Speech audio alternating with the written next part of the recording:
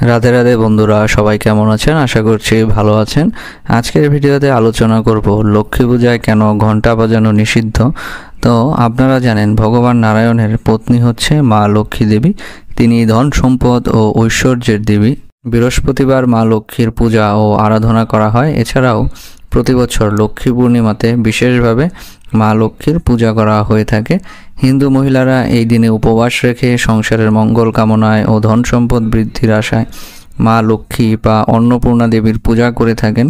পূজায় মা লক্ষ্মী প্রসন্ন হলে তাদের ধন সম্পদ উপচে পড়ে, তাদের আর কোনো কিছুর অভাব হয় না। মা লক্ষ্মীর পূজা করতে গেলে অনেক নিয়মকানুন মেনে চলতে হয়। তার মধ্যে একটি অন্যতম নিয়ম হলো লক্ষ্মী পূজায় ঘণ্টা বাজানো যায় না। কেন ঘণ্টা বাজানো যায় না, চলুন তা আজকে আমরা জেনে নিই। হিন্দু পুরাণ মতে ঘণ্টাকর্ণ নামে এক দেবতা পূজনীয় লক্ষ্মী দেবীকে দেখে অশালীন আচরণ করেছিলেন। যে দেবীকে পুরো দেবলোক পূজা করেন সে দেবীকেই কিনা অপমান করেছিলেন ঘণ্টাকর্ণ। এই ঘটনায় দেবী লক্ষ্মী ঘণ্টাকর্ণের উপর খুব ক্ষুব্ধ হন। সেই থেকেই মা লক্ষ্মীর পূজায় কোনো ব্যক্তি ঘণ্টা বাজালে তার উপর খুব ক্ষিপ্ত হন পদ্মাসনা দেবী লক্ষ্মী।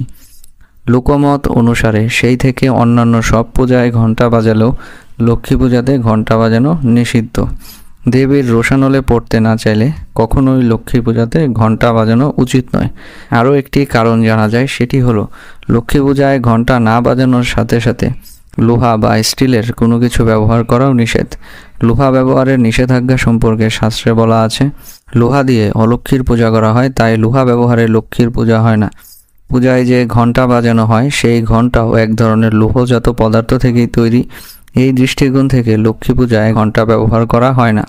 কিন্তু এই বিশ্বাসটা পুরোটাই আধ্যাত্মিক। এই আধ্যাত্মিক বিশ্বাস যতক্ষণ না কর্মে প্রকাশ পাচ্ছে ততক্ষণ এটা কারো বাস্তব জীবনে কোনোদিন প্রভাব ফেলে না, আর ফেলবেও না। তাই লক্ষ্মী পূজায় এই লোহা ও স্টিলের জিনিসপত্র ব্যবহার ও ঘণ্টা বাজাতে নিষেধ করা হয়।